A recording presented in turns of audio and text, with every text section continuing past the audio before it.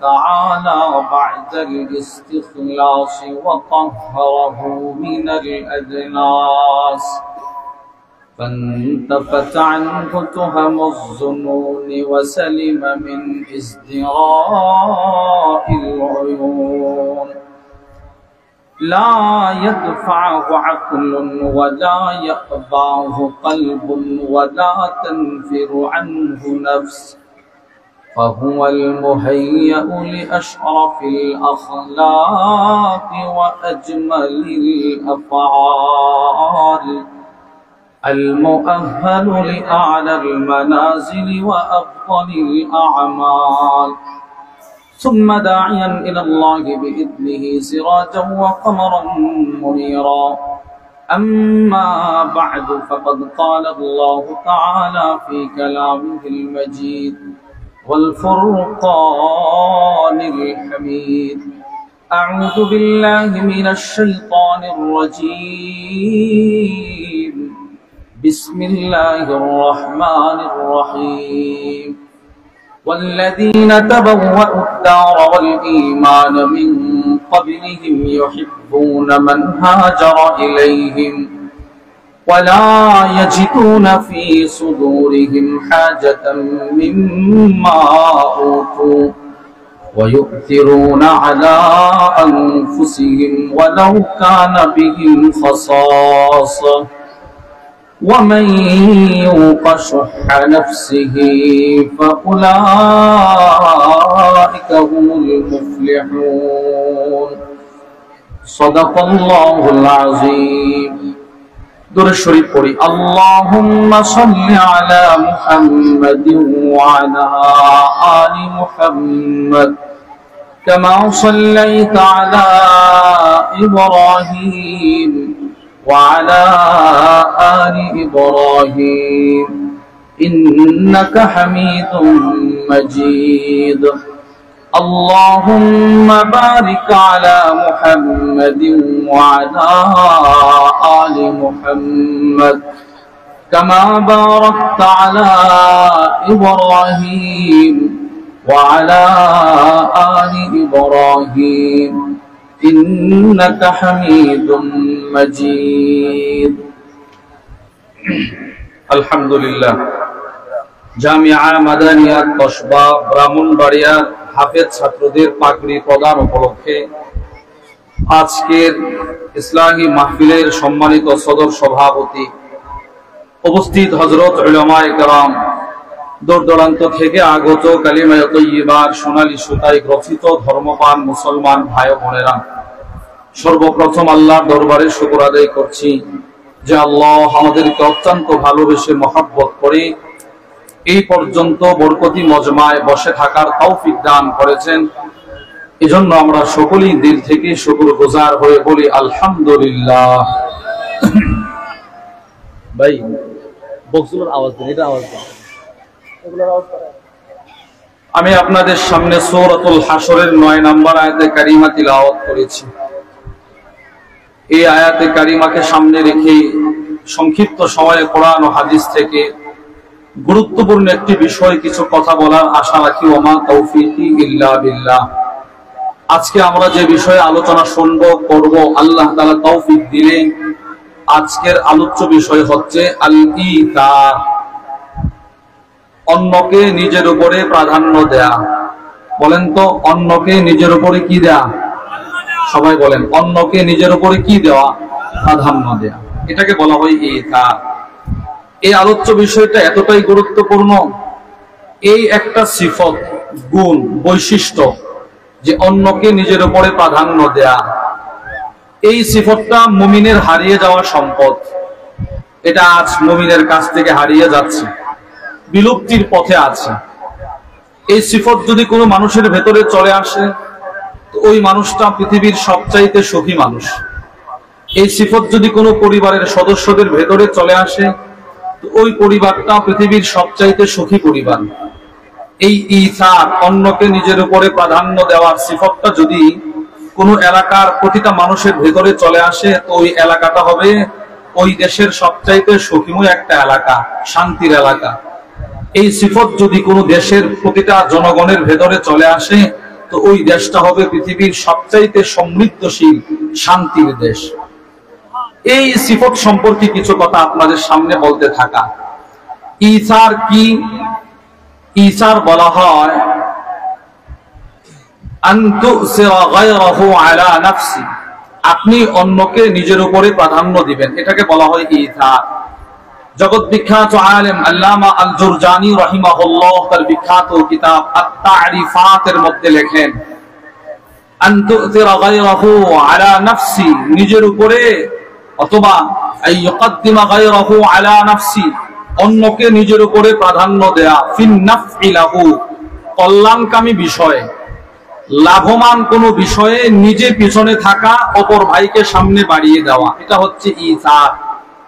এই সিফতটা ওয়াহুয়ান নিহায়াতু ফিল উখুওয়া, তিনি বলেন ভ্রাতৃত্বের বন্ধন, প্রেম, ভালোবাসা, বদান্যতার সর্বোচ্চ চূড়া হচ্ছে এই ঈসারের সিফত, অন্যকে নিজের উপরে প্রাধান্য দেয়া। এই ঈসার এক শব্দ যার অর্থ অন্যকে প্রাধান্য দেয়া, এটা আবার দান করার অর্থেও আসে। এজন্য শাইখুল ইসলাম সানি ইমাম রব্বানি আল্লামা ইবনুল কাইয়িম আল জাওজিয়্যা রাহিমাহুল্লাহ তার বিখ্যাত কিতাব মাদারিজুস সালিকিন বাইনা মানাজিলি ইয়াকা না'বুদু ওয়া ইয়াকা নাস্তাঈনের মধ্যে ঈসারের আলোচনা করতে গিয়ে তিনি বলেন তিনটা শব্দের অর্থ খুব কাছাকাছি। আপনারা যদি পারেন আমার সাথে বলবেন, ছোট ছোট তিনটা শব্দ। এক নাম্বার বলেন সাখা, বলেন সবাই বলেন সাখা। দুই জুদ, বলেন। তিন ঈসার। এই তিনটা শব্দের অর্থ মোটামুটি কাছাকাছি, কিন্তু তফাৎ আকাশ জমিন ব্যবধান। আল্লামা ইবনুল কাইয়িম আল জাওজিয়্যা রাহিমাহুল্লাহ বলেন সাখা বলা হয় সাধারণ দান, সাধারণ প্রাধান্য দেয়া, সাধারণ দান করা। কখনো আমরা অসহায় দরিদ্রকে 10 টাকা 5 টাকা দান করি, এটা সাখা। জুদ বলা হয় বেশিরভাগ অংশ দান করা, অল্প কিছু অংশ নিজের কাছে রেখে দেওয়া, এটা হচ্ছে জুদ। আর ঈসার বলা হয় পুরাটাই অন্যকে দিয়ে দেওয়া, নিজের জন্য কিছু না রাখা। সুবহানাল্লাহ বলেন না, এটা হচ্ছে ঈসার। এই ঈসারের প্রতি আল্লাহ রাব্বুল আলামিন কোরআনুল কারীমে বান্দাদেরকে আদেশ করেছেন, উদ্বুদ্ধ করেছেন। রাসূল হাদিসে উম্মতকে উদ্বুদ্ধ করেছেন ঈসারের প্রতি। সালফে সালিহিন বক্তব্যের মাধ্যমে মানুষকে উদ্বুদ্ধ করেছেন ঈসারের প্রতি। আল্লাহ তাআলা যেমন উদ্বুদ্ধ করেছেন, ঠিক তেমন অতীতে যারা ঈসারের সিফত, অন্যকে নিজের উপরে প্রাধান্য দেওয়ার সিফত যারা ধারণ করেছে, রব এদের প্রশংসা কোরআনে করেছেন। আরে সুবহানাল্লাহ বলে না। আল্লাহ রাব্বুল আলামিন এদের প্রশংসা কোরআনে করছেন, রাসূল এদের প্রশংসা হাদিসে করছেন। কোরআন থেকে আমরা এই বিষয়ে কিছু কথা শুনবো। এক নাম্বার আমার তিলাওয়াতকৃত আয়াত, আল্লাহ বলেন ওয়াল্লাযীনা তাবাওয়াউদ দার ওয়াল ঈমান মিন ক্বাবলিহিম, যারা ঈমানের সাথে পূর্ব থেকে মদিনাতে অবস্থান করেছে, বসবাস করেছে, মানে মদিনার সাহাবারা। এই আয়াতের তরজমাটা বোঝার আগে আপনারা দুইটা জিনিস মুখস্থ করেন। এক নাম্বার মুহাজির, বলেন এক নাম্বার কি? সবাই বলেন মুহাজির, বলেন। দুই আনসার, বলেন। মক্কা থেকে হিজরত করে যারা মদিনায় গিয়েছে এদেরকে বলা হয় মুহাজির, আর মদিনায় যারা ছিলেন আগ থেকেই এদেরকে বলা হয় আনসার। বলেন তো যারা মদিনায় ছিল এদেরকে কি বলা হয়? আর যারা মক্কা থেকে হিজরত করে আসছে এদেরকে কি বলা হয়? মুহাজির। এবার আয়াতের তরজমাটা শুনেন। আল্লাহ বলেন ওয়াল্লাযীনা তাবাওয়াউদ দার ওয়াল ঈমান মিন ক্বাবলিহিম, যারা পূর্ব থেকেই ঈমানের সাথে মদিনায় বসবাস করতেছে। ইউহিব্বুনা মান হাজারা ইলাইহিম, এদের দিকে কেউ হিজরত করে আসলে এরা তাদেরকে ভালোবাসে। সুবহানাল্লাহ বলেন। মদিনা ওয়ালাদের দিকে কোন মানুষ হিজরত করে গেলে মদিনা ওয়ালারা এদেরকে ভালোবাসে, এক নাম্বার। দুই আল্লাহ বলেন ওয়ালা ইয়াজিদুনা ফি সুদুরিহিম হাজাতাম মিম্মা উতু, এবার যারা হিজরত করে মদিনায় আসছে মুহাজিরদেরকে রাসূলের পক্ষ থেকে কিছু উপঢৌকন, যুদ্ধ বিগ্রস্ত মাল যদি গনিমত দেওয়া হয় অথবা কোনো কিছু দেওয়া হয়, তো দেওয়ার ব্যাপারে আনসার সাহাবাদের অন্তরে কোনো ধরনের কোনো কষ্ট থাকে না। সুবহানাল্লাহ বলেন না। রাসূল মুহাজিরদেরকে যাই দান করে এই বিষয়ে আনসারদের কোনো কষ্ট নাই। আপন দুই ভাই, বাপ যদি কোনো সন্তানকে একটু বেশি কিছু দেয় তো আরেক ভাই রাগ করে কিনা বলেন? রাগ করাটাই স্বাভাবিক। কিন্তু রাসূল যখন মুহাজিরদেরকে কিছু দান করে তো আনসারদের ভিতরে কোনো কষ্ট নাই, কোনো লোভ নাই, বরঞ্চ আল্লাহ বলেন وَيُؤْثِرُونَ عَلَى أَنفُسِهِمْ وَلَوْ كَانَ بِهِمْ خَصَاصَةٌ, বরঞ্চ সেই আনসার সাহাবারা যদি কষ্টেও থাকে মুহাজিরদেরকে তারা নিজের উপরে প্রাধান্য দিয়ে রাখে। বুঝেন নাই? কথা বুঝেন নাই? আমি আলোচনা তো মাত্র শুরু করলাম। একটা কথা আপনাদেরকে বলি, যদি পারেন একটু সামনের দিকে আগে আসলে মনে হয় ভালো হয়। যদি পারেন একটু সামনের দিকে আগে আসলে ভালো হয়। আরিফ বিন হাবিব সাহেব হুজুর আসবেন, মাহমুদ ভাই আসবেন, ওনারা বয়ান করবেন, গুরুত্বপূর্ণ বয়ান। যদি আমাদের ব্রাহ্মণবাড়িয়া মাহফিলের অবস্থাটা এমন হয় যে এক দল ওখানে আরেক দল ওখানে, কিছুটা অশৃঙ্খল দেখা যায়, সৌন্দর্য দেখা যায় না, একটু কষ্ট করেন মাশাআল্লাহ, একটু একটু ভাই একটু একটু হরকত করে সামনে চলে আসেন মাশাআল্লাহ। এই যে যারা এখনো বসেন একটু কষ্ট করে হরকত করে সামনে চলে আসেন, এই তো মাশাআল্লাহ। আল্লাহ সকলকে উত্তম বিনিময় দান করেন, জোরে বলেন আমিন। এবার শুনেন তো, আল্লাহ বলেন আনসার সাহাবারা যদিও কষ্টে থাকে কিন্তু এরা মুহাজিরদেরকে কি দেয়? নিজের উপর কি রাখে? প্রাধান্য রাখে। কি রাখে ভাই বলেন? প্রাধান্য রাখে। এরপর আল্লাহ বলেন وَمَن يُوقَ شُحَّ نَفْسِهِ فَأُولَٰئِكَ هُمُ الْمُفْلِحُونَ, যারা স্বভাবগত কৃপণতা থেকে মুক্তি লাভ করেছে, মুক্ত হয়েছে বা মুক্তি লাভ করেছে, আল্লাহ বলেন এরাই প্রকৃত সফল। সুবহানাল্লাহ বলেন। এবার এই আয়াতে আমরা কি বুঝলাম? আনসার সাহাবারা মুহাজিরদেরকে নিজের উপরে কি দেয়? প্রাধান্য দেয়। কি দেয় বলেন? এবার প্রাধান্যতা দেয় কখন? যখন তারা নিজেরা কষ্টে থাকে। সুবহানাল্লাহ বলেন। এই আয়াতের অর্থটা বোঝানোর জন্য, স্পষ্ট করে আপনি আমি বোঝার জন্য কয়েকটা হাদিস বলি। এক নাম্বার, কি পরিমাণ কষ্টে থেকে মুহাজিরদেরকে আদর আপ্যায়ন করেছে এটা বোঝার জন্য হাদিসগুলো বলে। এক নাম্বার, তিরমিজি শরীফের 2487 নম্বর হাদিস, وعن أنس بن مالك رضي الله تعالى عنه قال لما قدم رسول الله صلى الله عليه وسلم المدينة, নবীজির সাহাবী আনাস ইবনে মালিক বলেন রাসূল করিম সাল্লাল্লাহু তাআলা আলাইহি ওয়াসাল্লাম যখন মক্কা থেকে হিজরত করে মদিনায় আসলেন, নবীজি যখন মক্কা থেকে হিজরত করে কোথায় আসছে? মদিনায় আসছে। আতাহুল মুহাজিরুন, মুহাজির সাহাবারা যারা আগ থেকেই মদিনাতে বসবাস করছে, মুহাজির যারা আগে নবীজির আগে হিজরত করে চলে আসছিল, এরা সবাই আনন্দে আত্মহারা হয়ে নবীজির কাছে চলে আসছে। এসে কি বলে জানেন? দেখেন কথাটা বলছি, ফাকালু ইয়া রাসূলুল্লাহ, ওগো আল্লাহর রাসূল, মা রাআইনা কওমান আবতালা মিন কাসীরিন ওয়ালা আহসানা মুওয়াসাত মিন কলিল মিন কওমিন নাযালনা বাইনা আযহুরিহিম।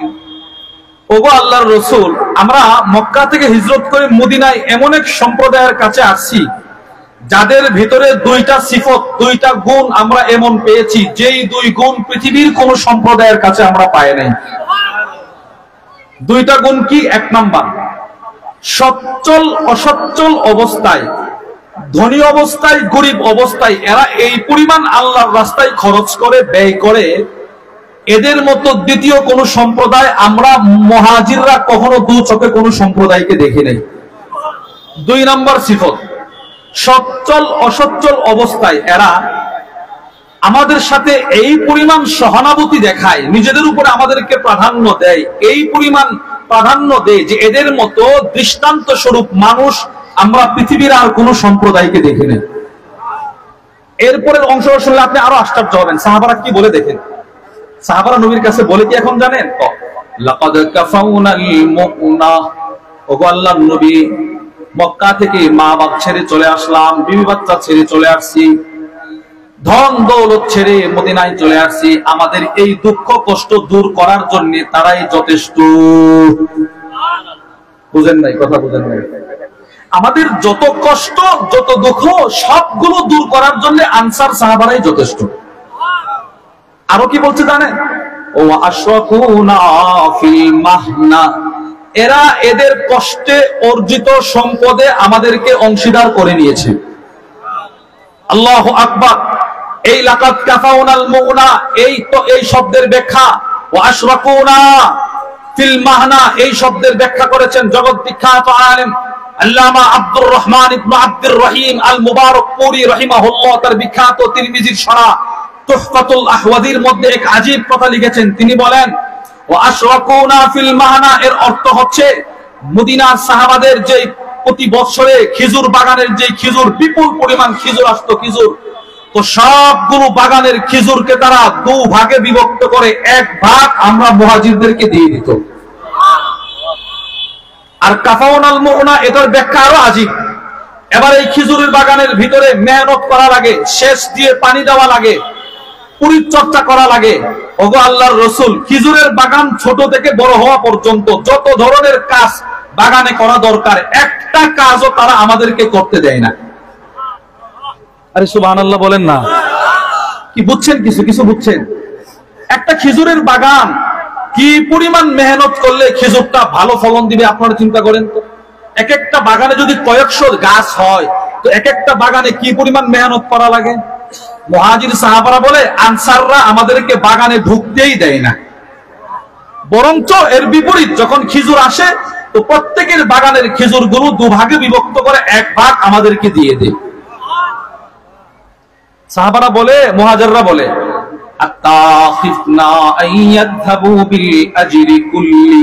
আমাদের ভয় হয় না জানি সব ইবাদতের সওয়াব তারাই নিয়ে যাবে। আমাদের ভয় হয় সব সওয়াব বুঝে এদের, আমাদের কিচ্ছু নাই। আল্লাহর রাসূল বলে কি জানেন, লা মা দাউতুমুল্লাহ লাহুম ওয়া আসনাইতুম আলাইনা, যতদিন পর্যন্ত তোমরা আনসারদের প্রশংসা করবে, যতদিন পর্যন্ত তোমরা আনসারদের জন্য আল্লাহর কাছে দোয়া করবে, ততদিন আল্লাহ তোমাদের আমলনামায় সওয়াব লিখতে থাকবেন। এজন্য আপনারা যখন আমাদের কওমি মাদ্রাসাগুলোতে অর্থ করি দেন, তো আমাদের ভয় হয়, আমরা তো ছাত্রদেরকে পড়াই, এই বিল্ডিং গুলো যাদের প্রচেষ্টায় হলো, এই টিনের সেট ঘরগুলো যাদের প্রচেষ্টায় হলো, এই জায়গার ব্যবস্থা যাদের অর্থ করি দিয়ে হলো, এই জমিনে যতদিন কোরআন তেলাওয়াত হবে ততদিনের সওয়াব তো সে নিয়ে গেল, কিন্তু নবীজির হাদিস যেন আমাদেরকে সান্ত্বনার বাণী শুনিয়ে দিল, না, যারা দিয়েছে এদের যেমন সওয়াব, তোমরা যদি এদের জন্য দোয়া করো তোমাদের সমপরিমাণ সওয়াব। এই হাদিস থেকে কি বুঝলেন? এরা যদিও কষ্টে থাকে, আনসাররা যদিও কষ্টে থাকে, মুহাজিরদেরকে কি পরিমাণ প্রাধান্য দেয়। সুবহানাল্লাহ বলেন। 2 বুখারী শরীফের 2048 নম্বর হাদিস। وعن أنس بن مالك رضي الله تعالى عنه قال قدم عبد الرحمن بن عوف, নবীজির সাহাবী আব্দুর রহমান ইবনে আউফ যখন মক্কা থেকে হিজরত করে মদিনায় আসলেন, তখন নবীজি মদিনায় ফাআখান নবী সাল্লাল্লাহু আলাইহি ওয়াসাল্লাম বাইনাহু ওয়া বাইনা সাদ ইবনে রবি, নবীজি আব্দুর রহমান ইবনে আউফকে মদিনার খাজরাজ গোত্রের নেতা সাদ ইবনে রবির ভাই বানায়া দিয়েছে। যাও, এই সাদ এদিকে আসো। জি ইয়া রাসূলুল্লাহ, এই আব্দুর রহমান মুহাজির, তুমি আনসার, আমি রাসূল আজকে থেকে আব্দুর রহমানকে তোমার ভাই বানায়া দিলাম। রাসূল ভাই বানিয়ে দিলেন। এবার দেখেন নবী আনাস ইবনে মালিক কি বলে, তো ফারাদা আলাইহি আইয়ুনাসিফাহু আহলাহু ওয়া মালা, সাদ ইবনে রবি নিজের সব সম্পদকে 2 ভাগে বিভক্ত করে নিজের 2 বিবির মধ্য থেকে এক বিবিকে তালাক দিয়ে বিবি সহ অর্ধেক সম্পদ নিয়ে আব্দুর রহমান ইবনে আউফের কাছে এসে বলে, এইগুলো আমি আপনাকে দিয়ে দিছি, নবীজি আপনাকে আমার ভাই বানাইছে। এই সাদ ইবনে রবি রাসূল যখন যেটা বলতেন সবার আগে ওই কাজটা আমল করার চেষ্টা করতেন। ওনার ভিতরে নবীজির প্রেম ছিল বর্ণনার ঊর্ধ্বে, অতুলনীয় প্রেম ছিল। কি প্রেম ছিল, যিনি নবীজির প্রেমে নিজের শরীরে 70টা তীর তরবারির আঘাত নিয়েছে। সুবহানাল্লাহ বলবেন না? আল্লামা ইবনুল হাজার আসকালানি তার বিখ্যাত কিতাব আল ইসাবা ফি তাময়িজিস সাহাবার মধ্যে নিয়ে আসছেন, উহুদের ময়দানের যুদ্ধ শেষ, যায়েদ ইবনে সাবিত বলেন, বা'সানিন নবী সাল্লাল্লাহু আলাইহি ওয়াসাল্লাম লিতলাবি সাদ ইবনে রবি, আল্লাহর রাসূল আমাকে সাদ ইবনে রবির লাশ অথবা ওনাকে উহুদের ময়দানে তালাশ করার জন্য নবীজি আমাকে পাঠাইলেন। ফাজআলতু আতুফু বাইনাল কাতলা, আমি নবীজির সাহাবী সাদের লাশ তালাশ করার জন্য উহুদের ময়দানে দৌড় দিলাম, তালাশ করতেছি। তো উহুদের ময়দানে ঢোকার পূর্বে নবী আমাকে বলেছিলেন, এই যায়েদ, ইন রাআইতাহু ফাআকরিহু মিন্নি আসসালাম, তুমি যদি সাদকে জীবিত পাও তো আমি নবীজির পক্ষ থেকে তুমি সাদকে সালাম দিবা। পৃথিবীর সব মানুষ নবীকে সালাম দেয়, আর রাসূল সাদ ইবনে রবিকে সালাম পাঠাই দিয়েছেন। কি পরিমাণ নবীজি তাকে ভালোবাসতে, এটা চিন্তা করেন।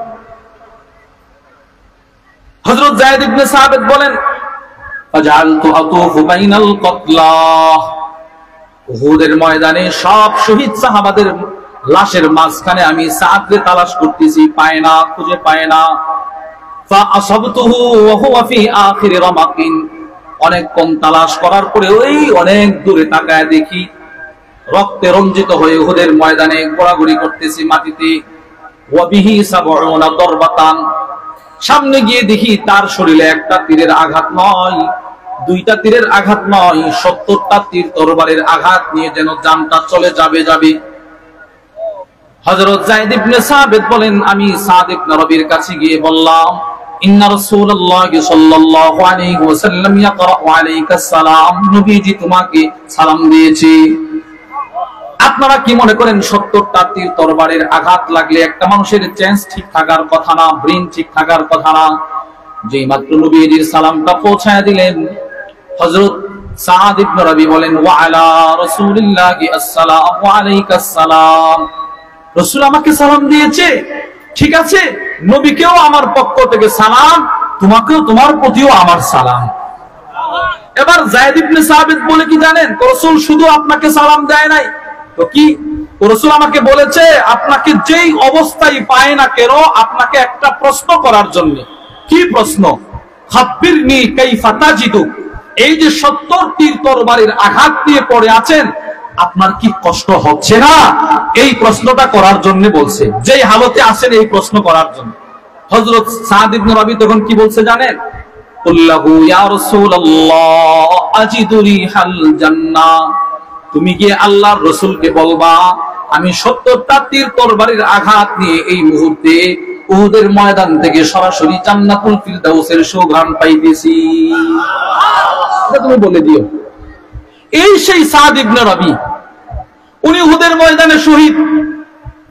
এবার ওনার ভাই ওনার সব সম্পদ নিয়ে গেছে।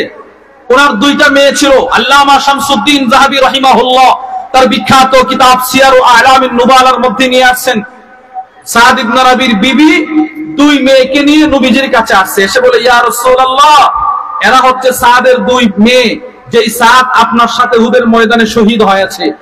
এদের চাচা সাদের ভাই আমাদের সব সম্পদ নিয়ে গেছে, আমাদেরকে সম্পদ দেয় না।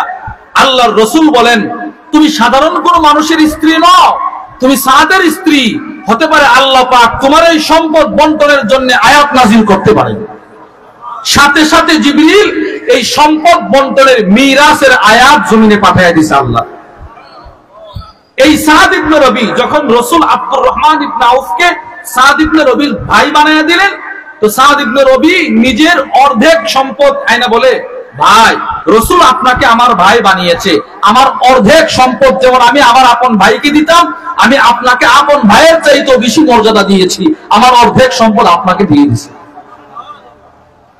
আর আব্দুর রহমান ইবনে আউফ কেমন মানুষ ছিলেন, আমি আপনাকে কি করতাম, ঠিক আছে, উনি বলে কি জানেন, বুখারীর মধ্যে আছে, না দুল্লানি আলা সুক, ভাই বাজারের রাস্তাটা আমাকে দেখায় দেন, আমি নিজে কর্ম করে মদিনায় বসবাস করব। এই দুই হাদিস থেকে কি বুঝলেন, সাহাবারা নিজেদের উপরে অন্যকে প্রাধান্য দেয় নাই, দেয় নাই। ওয়ালাউ কানা বিহিম খাসাসা ওয়া ইউসিরুনা আলা আনফুসিহিম ওয়ালাউ কানা বিহিম খাসাসা, শুধুই মাত্র রবের এই কোরআনের আয়াতের এই অংশটুকু বোঝানোর জন্য আপনাদেরকে দুইটা হাদিস বললাম। দুই, আল্লাহ তাআলা সূরাতুদ দাহরের মধ্যে বলেন ঈসারের বিষয়ে, وَيُطْعِمُونَ الطَّعَامَ عَلَى حُبِّهِ مِسْكِينًا وَيَتِيمًا وَأَسِيرًا, জান্নাতি কারা, রব বলেন যারা নিজেদের পছন্দের খাবার, নিজে সেই খাবারটাকে পছন্দ করা সত্ত্বেও নিজে না খেয়ে অসহায়, অনাথ, দরিদ্র ফুকারা মিসকিন এতিম বন্দীদেরকে খাওয়ায়া দেয়, রব বলেন তারা হচ্ছে জান্নাতি। ওয়া জাযাহুম বিমা সাবারু জান্নাহ, এরা যে এই খাবারের উপরে ধৈর্য ধারণ করেছে। হুব্বিহির মার্জি কোন দিকে যাবে এটার বিষয়ে দুইটা মত আছে। অধিকাংশ মুফাসসিরিনদের মত হচ্ছে হুব্বিহির জমির ফিরেছে খাবারের দিকে, খাবার। আবার কেউ কেউ বলেন আল্লাহর দিকে, যারা আল্লাহর ভালোবাসায় এতিমকে খাবার খাওয়ায়। অধিকাংশ মুফাসসির বলে যারা নিজেদের পছন্দের খাবারটা নিজেরা না খায়া অন্যকে খাবার খাওয়ায়া দেয়, এরা পরকালে জান্নাতে যাবে। এই ওয়া জাযাহুম বিমা সাবারু, এই আয়াতের ব্যাখ্যা করতে গিয়ে তাফসীরে কাবীরের মধ্যে আল্লামা ফখরুদ্দীন রাজি রাহিমাহুল্লাহ বলেন ওয়া জাযাহুম বিসাবরিহিম আলাল ঈসার, এরা যে ঈসার নিজের উপরে অসহায় দরিদ্রকে প্রাধান্য দিয়েছে, এই কারণেই রব এদেরকে জান্নাত দিয়ে দিবে। এই আয়াত থেকে আমরা ঈসার মানে অন্যকে নিজের উপরে প্রাধান্য দেওয়ার সিফতের বিষয়ে আলোচনা পাইছি কিনা বলেন? 3 সূরাত আলে ইমরান 4 নম্বর পারার প্রথম পৃষ্ঠার প্রথম আয়াত, লান তানালুল বিররা হাত্তা তুনফিকু মিম্মা তুহিব্বুন। আল্লাহ বলেন তোমরা তোমাদের পছন্দের জিনিস যতক্ষণ পর্যন্ত না আল্লাহর রাস্তায় খরচ করবে, ততক্ষণ পর্যন্ত বীর পুণ্য নেক আমি রবের ভালোবাসা তোমরা পাবা না।